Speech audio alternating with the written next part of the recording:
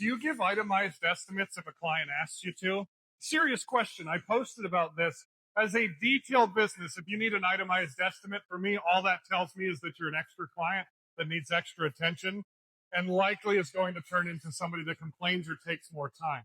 The fact that you need an itemized estimate in and of itself for something like a detail, which is a car wash, an interior cleaning, etc., even a ceramic coating, there's not a lot involved.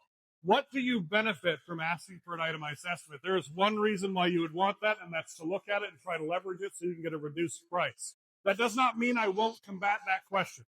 If you ask me for an itemized estimate, I will say, what are you hoping to find in that itemized estimate? Happy to answer any questions you have. And if you press, not hoping to find anything, I just want an itemized estimate. When you do business with us, the receipt will be itemized. I do not send itemized estimates. Not going to do business with you. Cool. Didn't need your business anyway.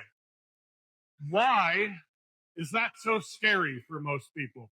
Why is it so scary that if I rebuttal it and you still insist on having a piece of paper that breaks down my costs? Why is that so scary? And I'm curious, for those of you that combated this, because there was a lot of back and forth on this. And again, remember, I'm a nice guy. It's polish and punish. I give people a hard time for a reason because that's part of the business model. But I'm a nice guy. If you said that in a sales conversation, I'm not just going to cut you off. We'll have a conversation back and forth to find out why you need that itemized estimate. But I'm curious, for those of you that do things like build decks or do plumbing work, if somebody asks for an itemized estimate, what's your response? And does that bother you? I mean, I get it, itemized estimates. If you're building the estimate and it's already itemized, there's no big deal sending it.